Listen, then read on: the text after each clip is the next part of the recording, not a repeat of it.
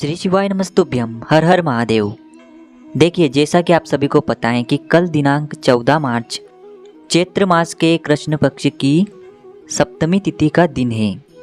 देखिए, यह वीडियो बहुत ही खास होने वाला है। विशेषकर आपको मात्र एक बिंदी शहद की लगानी है और आपकी मनोकामना पूर्ण हो जाएगी। यह उपाय विशेषकर उन लोगों को करना चाहिए जिनकी मनोकामना कई दिनों से परिपूर्ण नहीं हो पा रही है। कई प्रकार के आपने उपाय करके देख लिए हैं, फिर भी आपकी यह मनोकामना परिपूर्ण नहीं हो पा रही है। उन लोगों को आज का यह उपाय करना चाहिए। बहुत ही सुंदर सा और प्यारा सा यह उपाय है।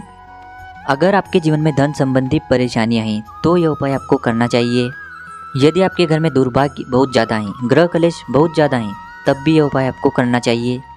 बहुत ही आसान सा उपाय है। पूज्य गुरुदेव की ही कथा को सुनकर के समझ करके आपको समझाने का पूरा प्रयास करूंगा। लेकिन दोस्तों, वीडियो में आगे बढ़ने से पहले वीडियो को लाइक करें और अगर शिव जी के सच्चे भक्त हैं तो हमारे यूट्यूब चैनल शिव की महिमा को सब्सक्राइब जरूर करें। देखिए, इस उपाय को करने के लिए आपको मात्र 3 चीज़ों की आवश्यकता होगी। देखिए दोस्तों, सबसे पहले लेना है आपको एक बेलपत्र। यदि बेलपत्र आपको नहीं मिल पाता है तो पूज्य गुरुदेव की कथा के अनुसार आप शिवलिंग पर चढ़ा हुआ बेलपत्र भी उपयोग कर सकते हैं। दोस्तों, बेलपत्र कहीं से भी खंडित नहीं होना चाहिए, इस बात का विशेष ध्यान रखें। साथ में लेना है आपको पीला चंदन। यदि आपके जीवन में दुर्भाग्य बहुत ज़्यादा है तो आपको पीला चंदन का प्रयोग करना है। यदि आपके जीवन में तेज की कमी है, यानी कि आप बहुत आलसी हैं, किसी भी कार्य में आपका मन नहीं लगता है, यदि आप किसी कार्य को करने में बहुत अधिक सोचते हैं और उस कार्य को करने में आप सोचते ही रह जाते हैं, तो आपको लेना है लाल चंदन। साथ ही साथ यदि आपका जीवन बहुत ही दुर्भाग्यवश बीत रहा है तो आपको लेना है 1 बूंद शहद। तो दोस्तों, तीनों सामग्री में से आपको एक ही सामग्री लेनी है। या तो आप पीला चंदन लें, या फिर लाल चंदन लें, या फिर आप शहद लें। और साथ में लेना है आपको 1 चावल का दाना। अक्षत आपको लेना है। चावल का दाना कहीं से भी खंडित नहीं होना चाहिए, इस बात का विशेष ध्यान रखें। और यही चावल का दाना आपके जीवन में सुख और शांति लेकर आएगा। आपके जीवन में यह चावल का दाना सुख शांति की वृद्धि करेगा, साथ ही साथ धन की वृद्धि करेगा। साथ ही साथ आपका शुक्र ग्रह भी इससे प्रसन्न होता है, जो कि धन, वैभव और ऐश्वर्य के देव माने जाते हैं। और साथ में लेना है आपको 1 तांबे के पात्र के अंदर जल। बहुत ही ध्यान से इस उपाय को समझना, क्योंकि यह है मनोकामना पूर्ति के लिए उपाय। अब दोस्तों, इन तीनों सामग्री को लेकर के जाना है आपको भगवान शिव के मंदिर में।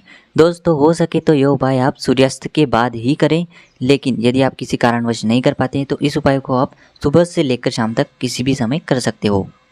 देखिए दोस्तों, सबसे पहले आपको जो तांबे का पात्र है उसे भगवान शिव पर समर्पित करना है। श्री शिवाय नमस्तुभ्यम इस मंत्र का जाप करते हुए। अब दोस्तों, आपके पास जो बेलपत्र हैं उसकी जो बीच वाली पत्ती होती है उस पर आपको अपने सीधे हाथ की जो चीटी उंगली के पास वाली उंगली होती है, अनामिका उंगली, उससे आपको उस पीले चंदन को थोड़ा सा गीला करना है। उसके बाद पेस्ट बनाना है और एक बिंदी लगाना है। ठीक है दोस्तों, पीले चंदन के आपको उस बेलपत्र की बीच वाली पत्ती पर एक बिंदी लगाना है। जब भी आप पीले चंदन की टिक्की लगाते हैं तो आपको बृहस्पतिश्वर महादेव का स्मरण करना है। यदि आप लाल चंदन की टिक्की का प्रयोग कर रहे हैं तो आपको मंगलेश्वर महादेव का स्मरण करना है। और यदि आप शहद की बिंदी लगाते हैं तो आपको सुरेश्वर महादेव का स्मरण करना है।